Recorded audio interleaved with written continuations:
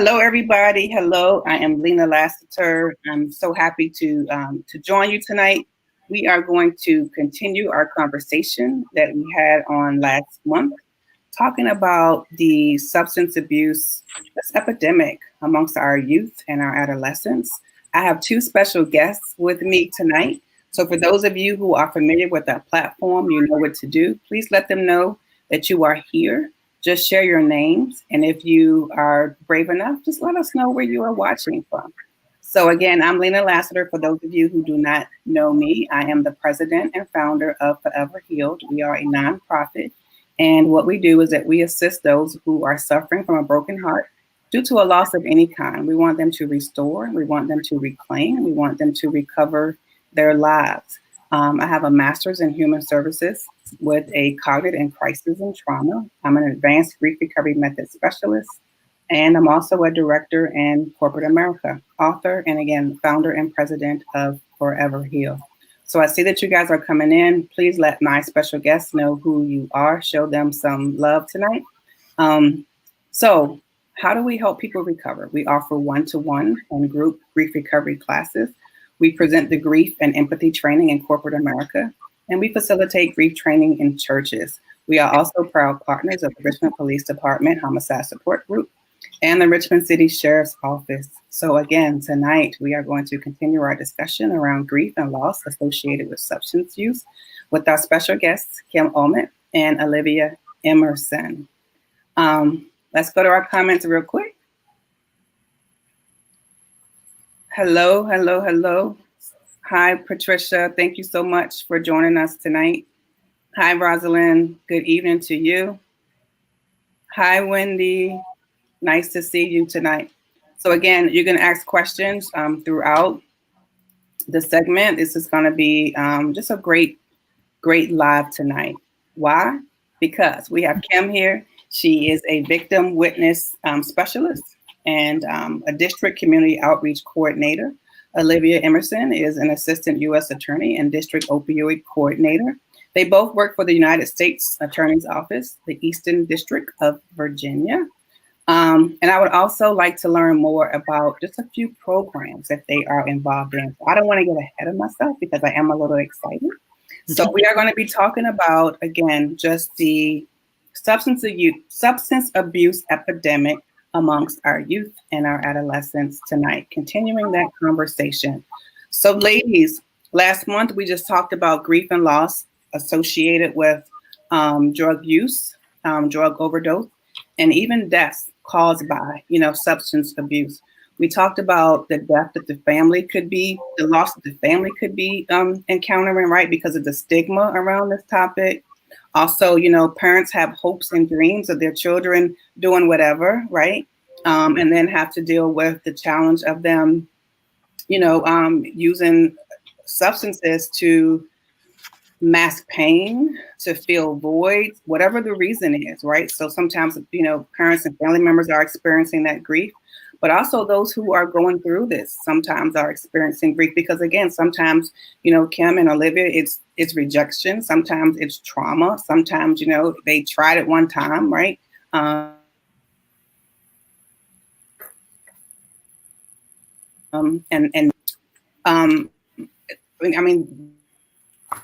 The love, right? So we talked about that a little bit last month, and we talked about it being a disenfranchised type of loss, right? Because if you have a child going through this because of the stigmas, society, they don't really accept it, as a loss. And then if that person passes away, sometimes you don't get the same sympathy or empathy, right? Because of the stigma around this topic. So thank you for being here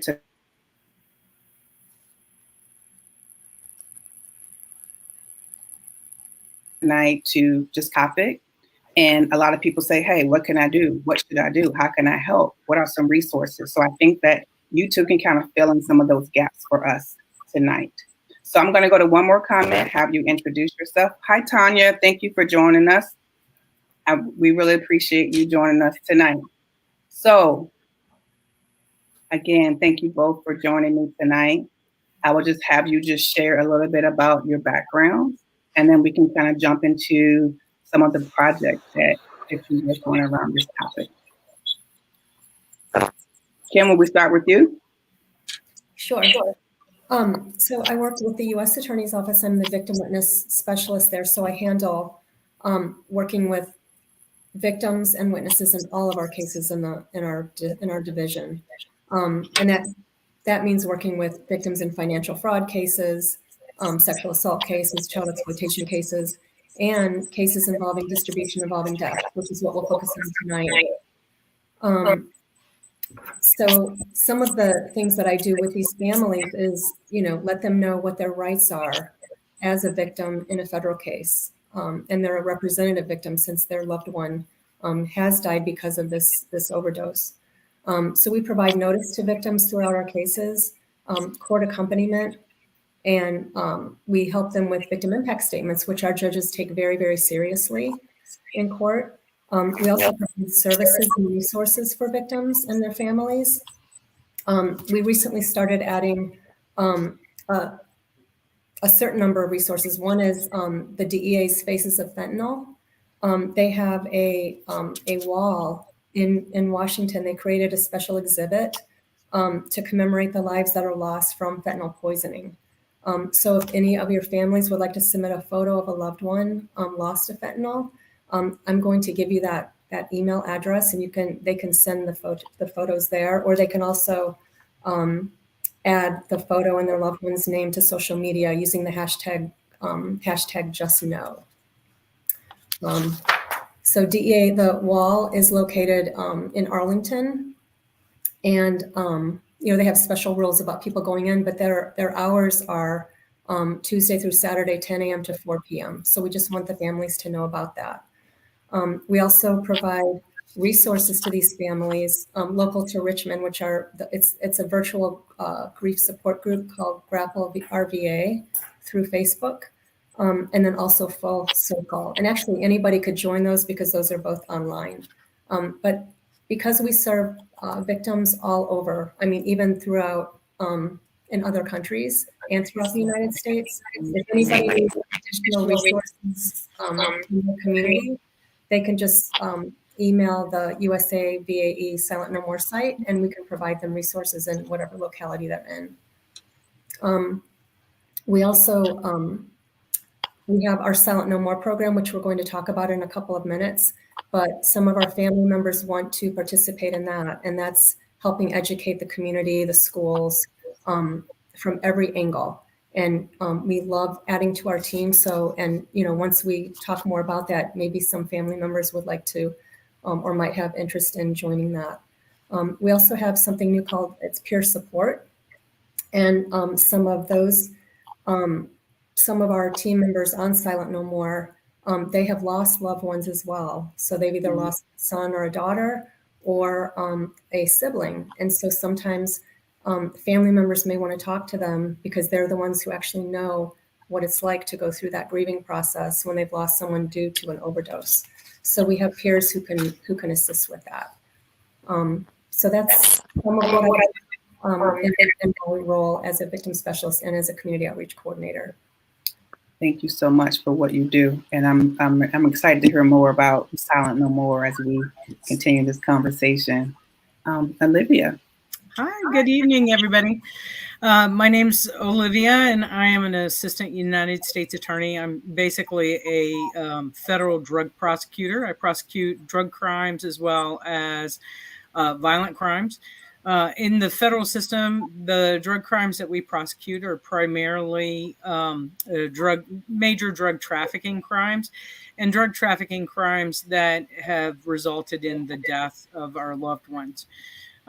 As the district opioid coordinator, it's my responsibility to ensure that we are focusing on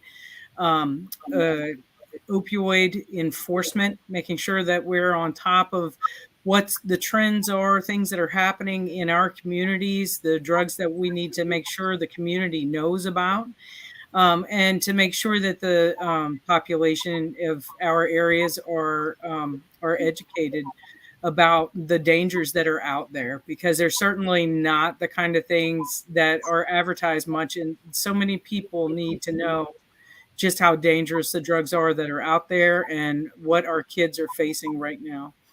And so that is my job as a coordinator and my job as a prosecutor.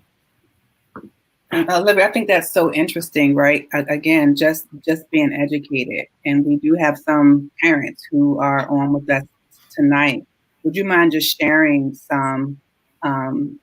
some drugs that they should be just aware of? Like, what are you seeing currently? So, just a little bit of background. When I started as a prosecutor 23 years ago, um, primarily what we saw on the street. Sorry, there's a bad feedback. Sorry. It's okay. It was primarily crack cocaine, marijuana, methamphetamine, but that has over the years. Sorry, it was terrible feedback. But over the years, that evolved into we started seeing more pills out on the street, and there was a lot more opioid abuse. There has always been heroin on the streets, but that was never really something that was prevalent in, especially in the Richmond area. There was heroin, but it was not as prevalent as some of the other drugs.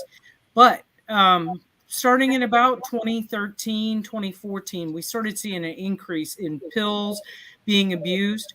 And by about 2017, 2018, the oxycodone pills, what most people call perk 30s or the blue M30 pills that are so prevalent. We see them in the news now all the time. Those pills were being sold on the street, and they were actually oxycodone pills.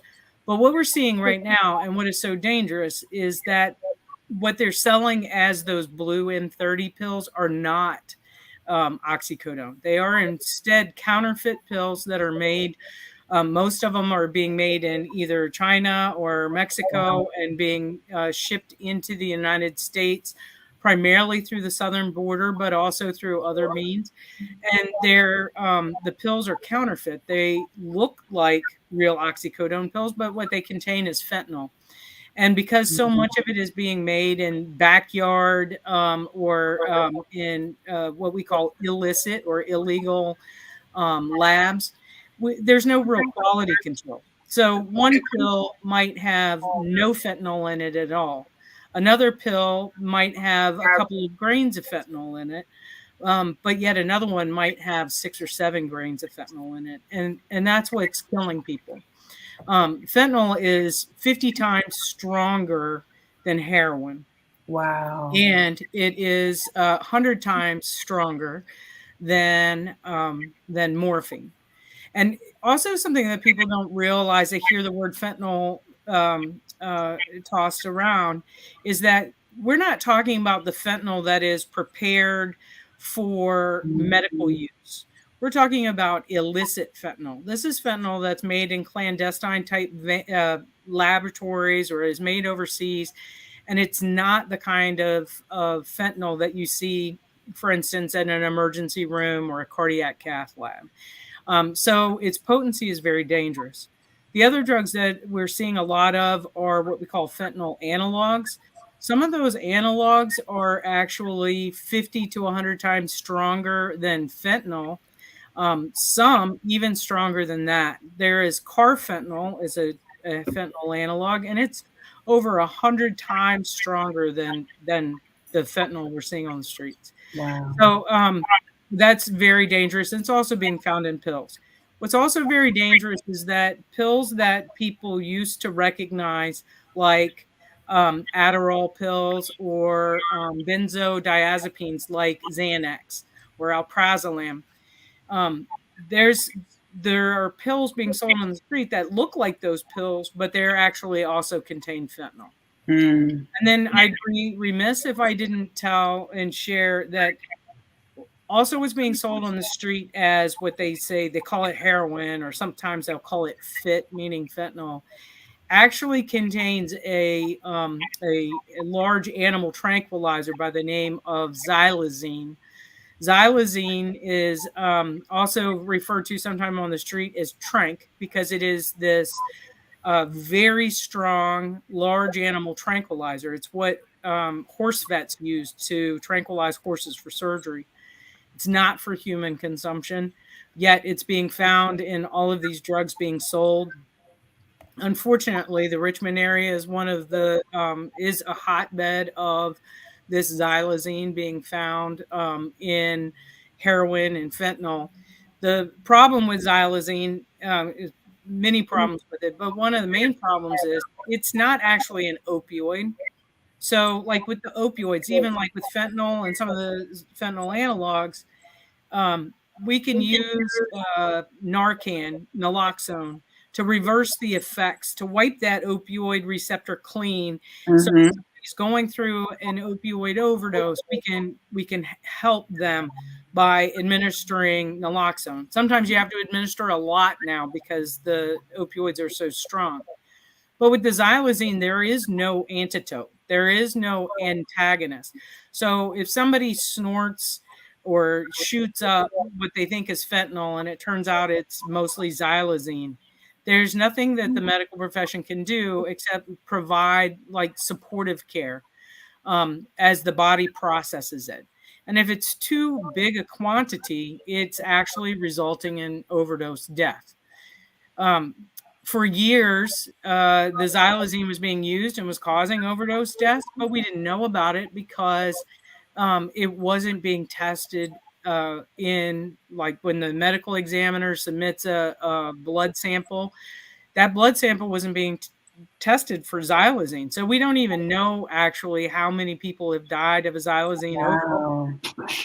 We know now our lab does have protocols in place and they are testing now, but that just started maybe a month ago. Prior to that, we did have reports of xylazine overdose deaths, but it was because the sample had been sent out to private labs when we had an overflow of cases, and it was private labs that tested and found the xylazine. And that's when we realized, wow, we have a really big problem. And this is why, like some parents, right, Olivia, when their children or loved one, they're going to the hospitals, unresponsive, and if they're not testing for Right. this drug, again, they don't know, but I think that it's important that I'm glad you brought it up, that we talk about this because, again, right, I've just experienced this with someone, not too long ago. So I think it's important that we talk about it. We do have a few questions. Let's see. How can employers support an employee who has experienced a recent death of a loved one due to overdose death? So, Marisha, I think that there are some EAP programs out there that employers can share, with their employees who have experienced that grief and loss. And also, I believe earlier Kim had talked about a resource that we can give you guys for those who have experienced the loss due to overdose. And we will add those websites to this video. All right, this is one for you ladies. I remember the crack epidemic. It was horrible. How can we do better to save the lives with the opioid epidemic? Right. The biggest thing I think is to make sure everybody is educated, because the crack epidemic was horrible, horrible, and it destroyed just millions of lives. But it pales in comparison to what's happening now. We have, like, on average, I think over 300 people a day die of an accidental drug overdose. So this is not an intentional poisoning. This is not a suicide. This is an accidental overdose due to illegal drugs. And so we really have to educate people about, number one, what's out there on the street so that people understand. If people understood, for instance, like xylazine, for instance, there's a warning in the xylazine package for the vets that, and to answer Renata's question, yes, it's a horse tranquilizer. It's the same horse tranquilizer that's used on a daily basis with equine vets. But there's a warning in there that says to vets, if you have an accidental contact with this drug, you need to get to an emergency room right away. And now there's people who are voluntarily taking this thinking it's, oh, this is just the next best thing. And it's not the next best thing. It was never approved for human consumption because of what it does to the human body. And I won't get into the horrific details of what it does to the human body, but if you have a strong stomach and you care and you want to see what it's like, you can go online and see xylazine injuries. And yes, it started in Philly. And has trickled down the 95 corridor to us. It actually is something that was very prevalent in Puerto Rico. There's a large equine industry in Puerto Rico, and xylazine was available, and the drug started being abused. And with the large Puerto Rican population in Philadelphia, that xylazine abuse came with it. And now it's just spreading out to the rest of the community. So I would say the short answer is education, prevention. The opioid epidemic is horrific because not only do you have the same addiction as you do with crack, but the type of opioids that are out there and being sold because they're cheap are powerful, and they're killing people. People died of crack overdoses, but not at the rate of the opioid overdoses. Wow. Enlightening. But scary, Olivia, to me. It's very scary to me. I worry about our next generation. Let's talk about some of the initiatives that you are working on. So we talked about Silent No More. So would you mind just sharing a little bit more about this program? How was it birthed? Share whatever you would like to share with our audience regarding Silent No More. Sure. We started Silent No More in the fall of 2018. It's a powerful, multifaceted, and relatable drug awareness initiative presented to schools, middle and high schools, the community, and professional organizations. And we're educating on the invisible dangers of opioids, other dangerous drugs, and drug trends. It's comprised of, we wanted to hit this from every angle to make it really effective. And so we start with a powerful introductory slideshow that sets the stage for Silent No More. And then we have a team of parents and siblings who share their tragic stories about their sons or siblings who died from overdose and what led up to their substance use disorder and their untimely death. And then also offer lessons learned along the way. We then play a couple of clips from Chasing the Dragon, which is a documentary by FBI and DEA, and it was filmed at the Rappahannock Regional Jail in Virginia, where inmates who were substance users of heroin use were interviewed. And the two compelling clips that we play are, one focuses on arrest, that sometimes that may be one's best opportunity to get the help that they need for the length of time they need it. And then the other clip shows the shocking lengths that people go to get the drugs to stave off the violent illness that happens with withdrawal. We then show a video on what is fentanyl.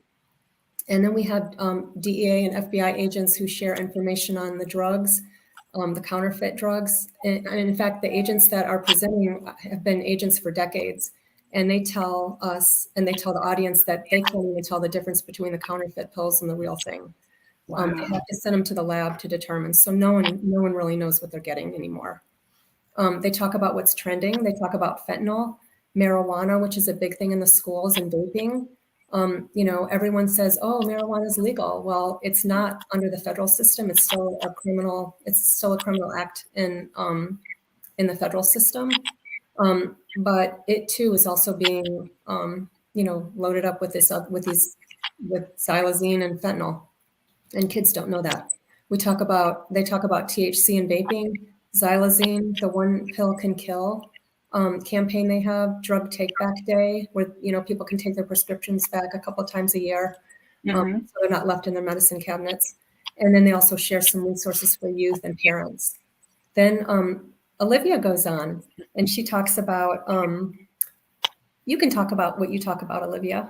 I talk about, I try to make the statistics relatable. You know, we hear about in 2022, 108,000 people in America died of an accidental drug overdose. So I try to use visual aids to show the kids just how many people is that.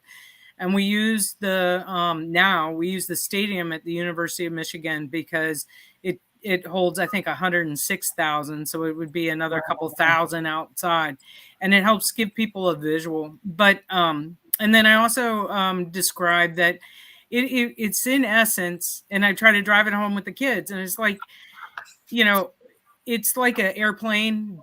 Every single day, an airplane crashes in the United States, and every single person on the airplane, commercial airline, dies. And it happens every single day. You never know which one it's going to be, but you just know that every single day a commercial airline is going to crash and everybody on it is going to die. And that's what's happening with our opioid epidemic and our overdoses right now. It's the equivalent of a 757 crashing and everybody on board dying every single day. And then I also talk about the consequences, not just the, you know, we talk about the human consequences of losing life, people becoming addicted, but also about the legal consequences. I have a number of cases that I tell the stories of people who killed their best friends because they were dealing drugs and gave drugs to their best friend, and their best friend used and died as a result. And so real stories that happened, and also real consequences that happened. People who got sentenced to 20 years of imprisonment for killing somebody by distributing drugs that caused their death. And then that's pretty much all I talk about. And then we pass it on to Dr. Denise Lester.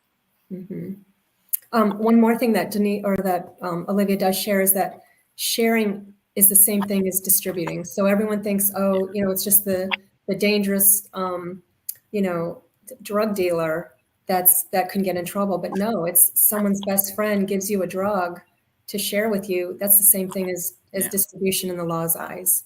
Wow. So we want the kids to know that. And we also share that, you know, your friendly neighborhood drug trafficker, your drug dealer doesn't love you. Mm-hmm. You know, they're just doing it to make money. And if a person becomes addicted to something, then that's how the person makes money. The dealer makes money. They addict you, they get you addicted, and then you keep coming back. Because it's not the one-time deal that makes the fortune. It's the coming back. And so just a reminder that, you know, you think that your friendly neighborhood drug trafficker is just trying to help you out, make you feel better, but they're not. They're creating a lifetime of struggle. It's the equivalent of, I say often, it's like if you've got a sprained ankle, you don't go to the doctor to have them cut your foot off so it'll feel better and live for the rest of your life without a foot. You try to find healing for that sprain without taking taking a permanent solution to a temporary problem. And sometimes addiction can be a permanent problem. Yeah. Yeah. And I love how when you go talk to the teenagers, right, the youth, how you talk about, you put it in the perspective of, think about a stadium being full of people, right? That's how many people, right? It makes it human, but it makes it human for me too, Olivia, right? Even thinking about the 757 going down every day, because sometimes, you know what happens? We hear these things on the news and then we start to become numb to it. Right. Right. And a number is nothing but a number. Right. It's just, a number. you know, there's 6 digits written on a piece of paper, and we lose that's 108,000 babies, people's children, people's moms, brothers, sisters. These are real lives. This isn't just a statistic. These are people. Yeah. Yeah. Mm-hmm. Yes, to answer Patricia's question, fentanyl is an opioid. It's a synthetic opioid. We have synthetic as well as plant-derived opiates. A plant-derived opiate is like heroin. It's made from the pod of the opium poppy. And I believe morphine also is plant-derived. But the others like oxycodone, oxycontin, hydrocodone, hydromorphone, fentanyl, those are all synthetically made opioids made in the lab. Yeah. Yeah, and we actually do, we show Prince's picture as one of our artists who died from fentanyl overdose when we present during Silent No More. And just to bring that point home, what Prince took, he did not, it was a counterfeit pill. He thought he was taking something else, and it was a pill that contained fentanyl, and it killed him. Wow. Well, there you go, Patricia.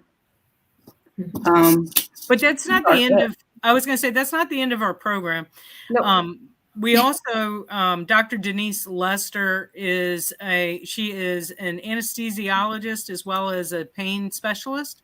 And she provides the science of addiction so that it's not just us going, not just moms who have lost children, not just a DEA guy who says these are the pills that are out there, or the mean old prosecutor saying this is what's going to happen to you if you do it, but also so that they can understand how the brain reacts, because that's a huge piece that, you tell a child or anybody, just don't do it. It's bad for you. And people are like, whatever. Right. But when you explain the chemical, the scientific occurrences, the things that actually happen to the brain, then other people go, oh. And Kim, tell them about that program, the Denise's part. Yeah, so the best part. She doesn't just talk about it with the kids because she wants them to feel it. So what we do, DEA has paid for us to have Silent No More t-shirts and Silent No More wristbands. So what Denise will do is she'll have all the kids stand up, and then she'll throw a bunch of t-shirts out. So what she's demonstrating is that you do a behavior, you stand up or you take one pill, and you get this reward, the t-shirt, or you get this enormous high the first time you take the drug. Well, then she goes on to explain how in the second stage of addiction, you have to do more and more behavior, but you get less of a reward. So the reward system of your brain is hijacked. So she has everyone stand up. She has the kids jumping up and down, standing on one foot. And then she has them sit down, and she throws the Silent No More wristbands. So they get less of a reward this time. You get less just of a few too. So a lot of people have done a lot and got nothing. Right. So then she goes on to the third stage, where your brain no longer, it's been hijacked, and your brain cannot feel, there is no reward. So she has everyone stand up, hold, jump up and down, turn around, jump up on one leg. Now hold your breath. Hold it for a minute. Hold it for 5 minutes. Hold it for 10 years. No reward. Okay, so she has all this money that she wants to pass out, and the kids are going wild and crazy, and she doesn't, of course, give them anything. So, so she just wants to illustrate. We talk about the prefrontal cortex and its under development in youth, and the risk behaviors associated with that. She talks about the reward center and how it's hijacked, and how in the third stage of addiction, the prefrontal cortex will go back to that of a 5-year-old, no matter how old you are. Right. So the judgment and the risk is at a disadvantage. And what we tell the kids, after the presentation, a lot of them will come up and say, "Can we please have a t-shirt?" And all we say to them now is, "Welcome to the third stage of addiction." But that's key. I mean, back to Olivia's point, right? To say, just don't do this, and not really explain why or how it can impact you negatively, right? The brain. Because I have heard kids even say, Olivia, like even smoking, weed, marijuana, oh, well, it doesn't have an impact. But to have someone to really explain what it does, right, to their brain, to their judgment, right? It's crucial, it's critical, and educating. I will tell you too, and this is really important. We hear about, oh, there's nothing, marijuana has some medicinal uses and there's nothing wrong with marijuana. But, and yes, Doris, I was actually going right there. Yes, fentanyl can be mixed into marijuana. It is mixed into marijuana. It is smoked. And I will tell you that a lot of the marijuana that we see out there right now are in concentrate forms. They're in like vape pen type things. They're in edibles of all different sorts. They're made to look cute. They're focusing on our children. And when we have seized some of those products, some of these things that look like candy, that are supposedly marijuana or THC edibles, Mm-hmm. they contain fentanyl. And so, even these things that people think look safe, right? Like, so they look like pharmaceutical pills. Hey, they look like the Adderall that my mom gives me. Or they look like the Xanax that my mom takes, or they look like gummy bears and they have THC. All of these things we're finding have fentanyl in them. And fentanyl is a very powerful opioid. Wow. Most people, like when you get sick and when you get hurt and you are prescribed an opioid, you're normally prescribed what they call a Percocet, which is less than 5 milligrams of oxycodone. Well, fentanyl is well over 100 times stronger than oxycodone. And you're talking about taking something that most people build up a tolerance to.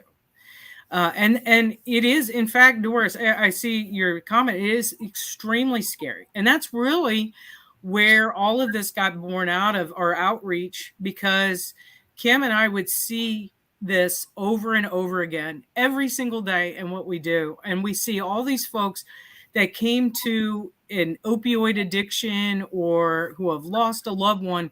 And everybody's like, why didn't they tell me? Why didn't I know this? And it's like, we know, so we need to tell everybody. And that's really how all of this got started. It's tragic. But even with the opioid addiction, so many of the people that I have seen who were witnesses to losing people or to overdoses, they all started because they had an injury when they were younger, or they had their wisdom teeth pulled out, and they were overprescribed an opioid, or they took too many of them, or their body was just really susceptible to an opioid addiction.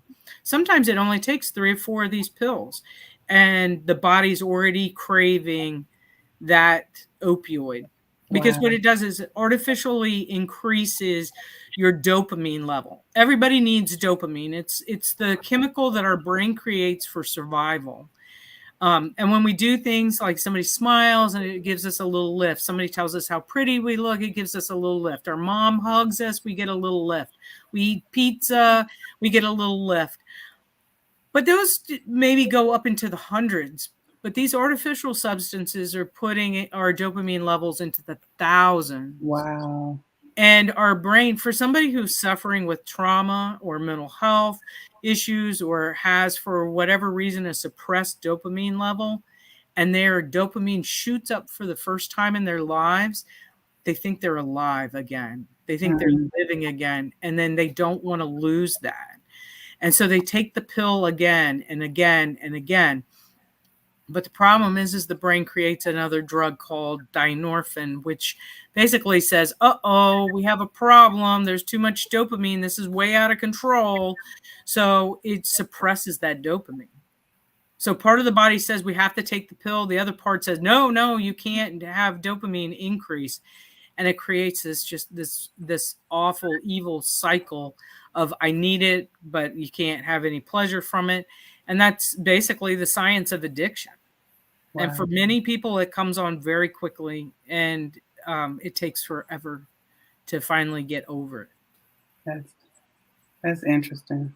Yeah, Wow. Dr. Denise talks about dynorphin and dopamine and all of that and the prefrontal cortex in detail. Yes. That's So, amazing. and then after that, though, after Dr. Denise, we also have someone who talks about hope in recovery, because we don't want to leave anybody, hanging with all that. It's kind of heavy. So, Right. we want people to understand that, there is hope. You can get into recovery. And we have stories about how people have gone into recovery. We have Silent No Mores in 2 of our 3 divisions. It's now in Northern Virginia. And in fact, Fairfax County mandated that we put Silent No More in all of their middle and high schools. And we also work with the Department of Education too, and help them revise the SOLs for the substance abuse module. But if anyone is interested in learning more about this program or being part of it, email our Silent No More mailbox, and we'll send you the information, or we'll talk to you, and if you're interested. Thank you. I love that holistic approach to it. Mm-hmm.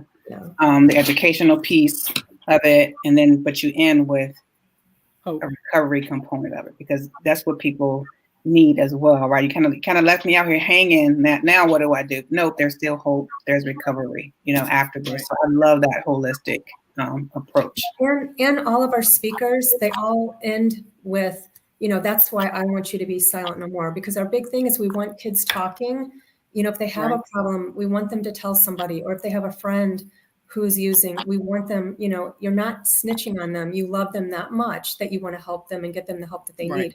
We also tell kids, if you go to a party and you see someone, in the corner and they're just slumped over and it sounds like they're snoring, that's not snoring, that's agonal breathing. And that means that person could be dying. So you call 911. You will not get in trouble. You call 911. Wow. To make sure that person gets help. That's great information. Yeah. Great information. For Marisha's question, all of them. We find fentanyl in pills. We have found it in just in powder form where it's sniffed. The powder form is sometimes heated, and the hydrocarbon is burned off of it so it can be injected. And then we're finding fentanyl in edibles as well.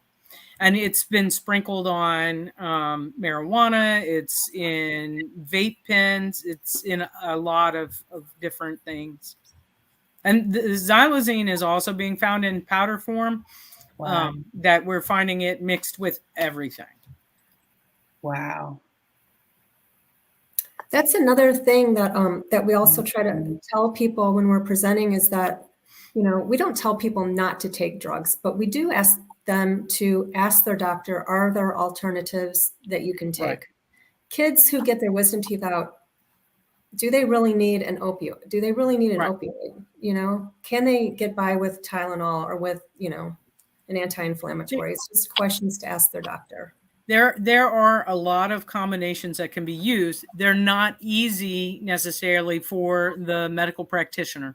It's very easy to prescribe, 10 roxycodones and send you home with 10 roxycodones, and you're not going to call them in the middle of the night going, okay, I need something stronger. But the problem is that roxycodone is also synthetic opioid, and it doesn't matter which opioid triggers your opioid receptor. I'm sure everybody's heard of somebody who said, ew, I can't take Percocet, it just makes me sick. Well, that's because their opioid receptor said, no, I don't want that. But there's other people who go, oh, I don't know what you're talking about. Oxycodone is the best. When I had a broken foot, I took the oxycodone, and I felt so much better because their opioid receptor is very active. Right. And it just depends on the person. But there are a lot of people now who say, please provide a non-opioid solution to my pain issues. Certain combinations of anti-inflammatories work. Sometimes a pain blocker works. Like if somebody has an injury to their back or to the extremity, there are certain pain blockers that can be used. And if somebody is a recovering addict, if at all they can avoid being prescribed an opioid, that it is a good thing. Mm-hmm. Sometimes you can't. Sometimes people are at end stage of cancer, end of life kind of situations.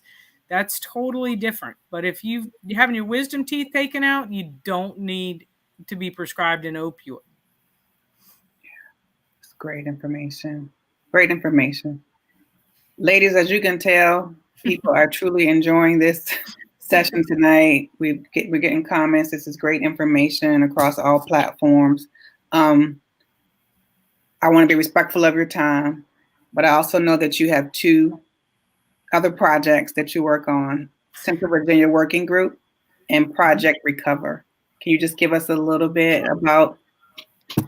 Yeah, all of these kind of go hand in hand. Okay. The Central Virginia Overdose Working Group was formed because Kim and I couldn't understand why there was no coordinated efforts.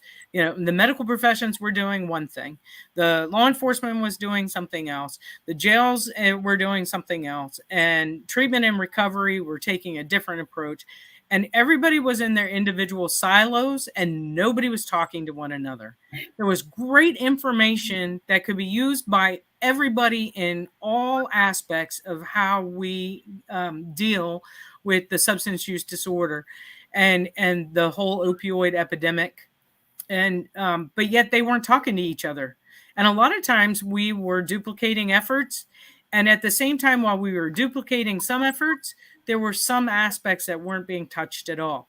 So Kim and I, along with a professor at VCU, decided that the best thing to do was get everybody in a room together and make them sit together.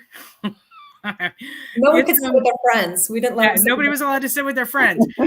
So we gave everybody, as they walked in, we basically gave them assigned seating. Everybody had to go to their table, that their colored table, whatever colored ticket they had, and we mixed people up. So we had like law enforcement sitting with people who are in active recovery, sitting with medical doctors, sitting with people who are therapists and peer recovery specialists, and government policymakers, and we had them all mixed up sitting at the tables together. And then we presented a number of panelists that were talking about the hot button issues. And then we turned it into a working session where we had each of these tables had to work together to come up with what were the biggest issues that we needed to address in substance use disorder and the opioid epidemic in our Central Virginia area. And they did it. And then that turned into discussion groups to sort of homogenize those issues, come to, like what are the most important? And then those turned into committees to determine how do we fix it. And without getting into all the details, we have, through that program, we have changed a lot of thinking in hospitals and emergency rooms. We have introduced peer recovery specialists to police departments and to emergency rooms and hospitals, so that people who are in recovery crisis or who are in overdose crisis have somebody who's been there and done that. Somebody I like that approach. has made it through to the other side and has been able to can communicate with them and help kind of shepherd them through the process. Through this Central Virginia Overdose Working Group, we keep everybody informed of all the current threats, the upcoming trends that we see, so everybody knows what's going on. Through the Overdose Working Group, the Central Virginia Recovery High School was born. So we do have a recovery high school for students who are struggling with substance use disorder, where they can stay in high school, no stigma, but they also get treatment in every aspect of their daily life involves support and treatment for their substance use disorder. And that sort of leads to our other program, which Kim's going to highlight, which is called Project Recover.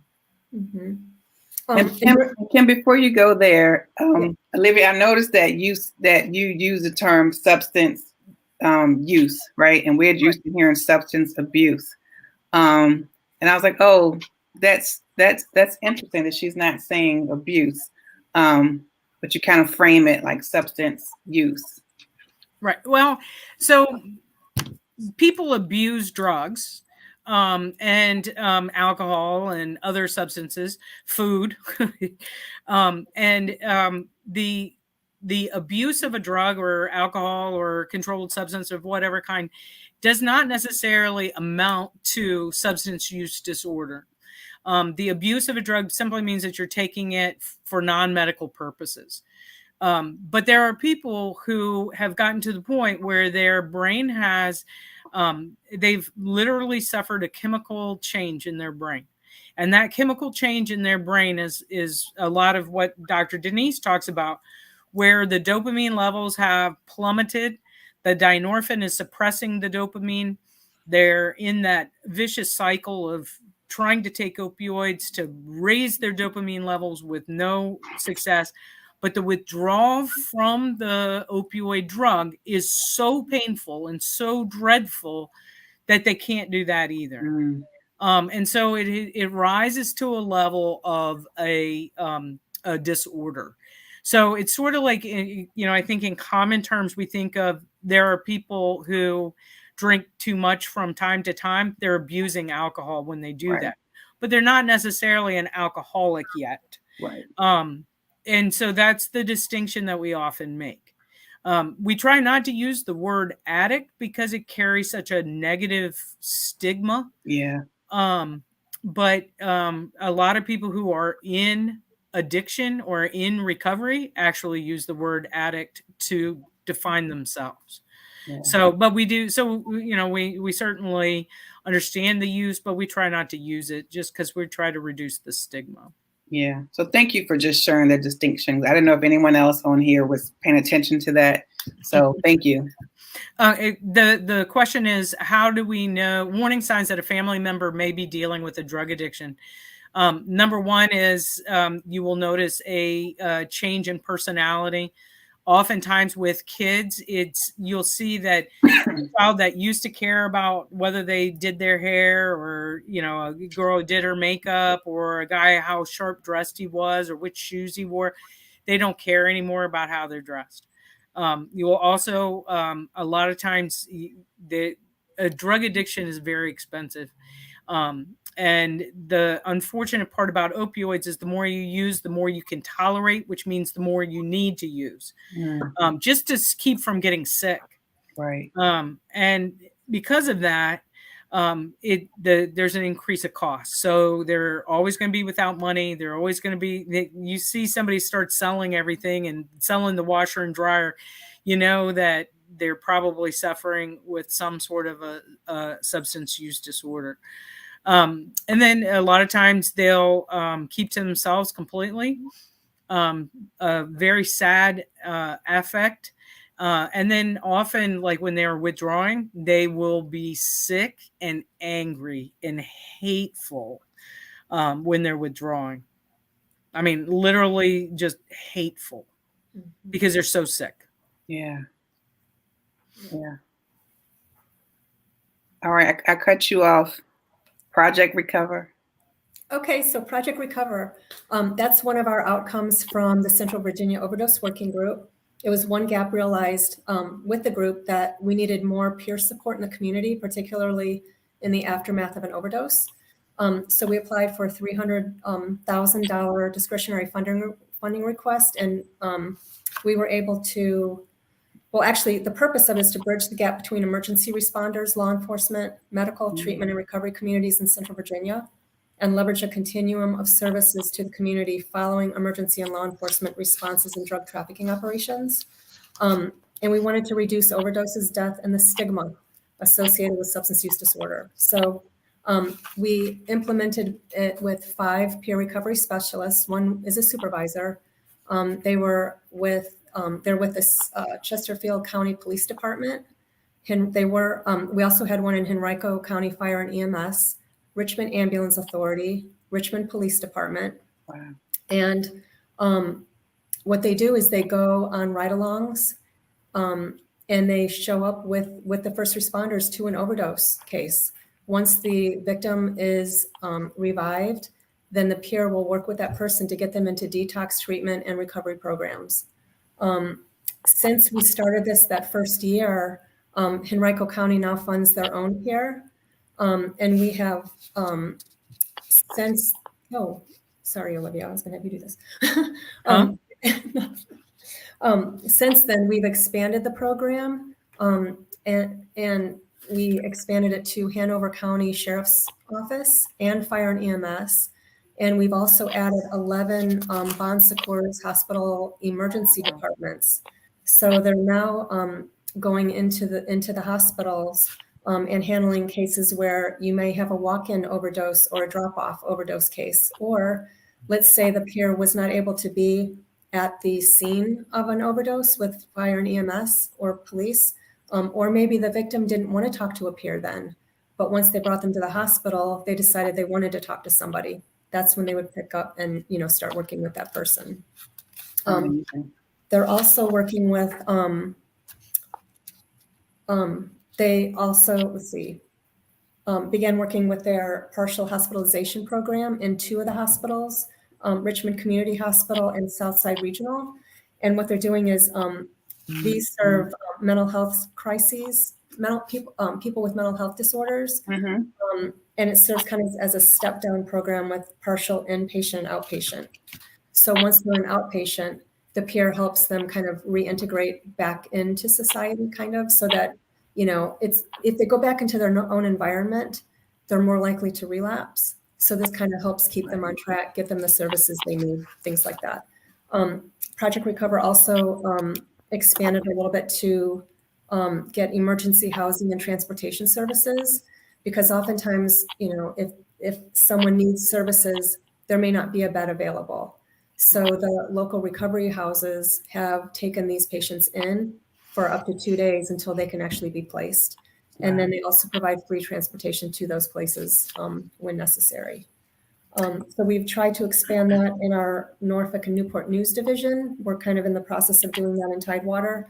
And then more recently, the project has applied for funding for the next 5 years and asking for 3 additional peers. So it keeps expanding. So we're really excited about that and everything that they're doing. I mean, the big thing that they're doing too is they're going in, the peers are going into their the police departments and EMS, and they are talking to them during roll calls. They're telling their story, and it's actually changed the way that the first responders are responding to these overdose cases. They're not treating them as a number anymore. They're treating them as a real person who, I mean, it's been amazing how it's changed the whole stigma. We're really erasing the stigma when it comes to that. Yeah. So just to kind of, I realize sometimes Kim and I talk about things that we just assume everybody knows. But just in case people are wondering, a peer recovery specialist is somebody who's been in long-term recovery, who has overcome, if you will, their addiction, but have gone through that harrowing process of addiction and then recovery.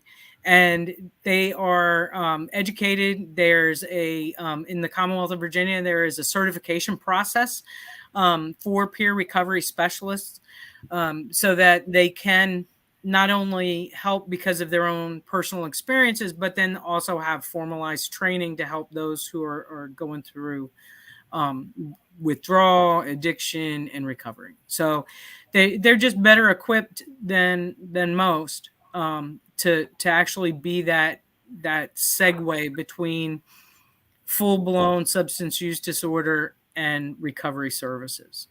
Yeah, because they can relate, right? With that individual, and it gives them a sense of purpose too, right? Throughout. Right. But it also, the other interesting thing about it is that they have credibility. Yeah. So the person who is going through withdrawal or going through an addiction, they look at some of us and they go, "You have no idea what I'm going through." Right. And a peer recovery specialist can go, "Oh, yes, I do. And let me tell you my story." And by doing that, they have now developed a connection with that person, and then they can use that connection to help bring them to services and help them, the individual, to get to the right place.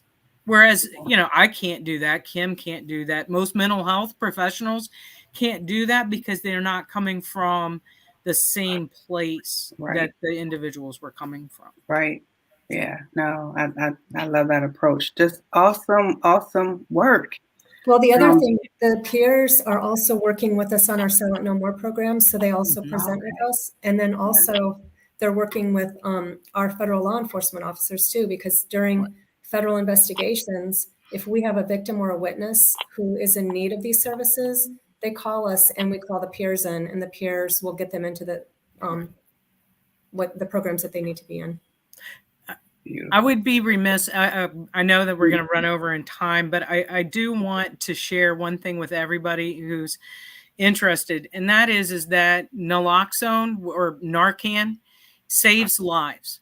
And we can get training. It's called Revive training. You can go just about anywhere and get the training. Even though naloxone is a prescription drug, it's actually, there is a statewide prescription for it. So you can just go to the Department of Health and get naloxone. Anybody can carry it, should carry it.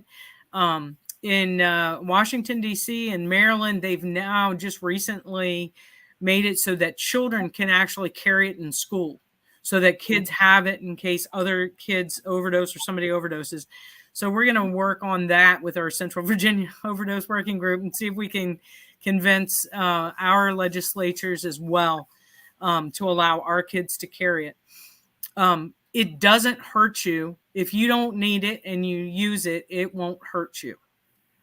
But if you do need it and you don't use it, then it's really going to hurt you. Yeah. It may cost. It may cost you. Right. Yeah.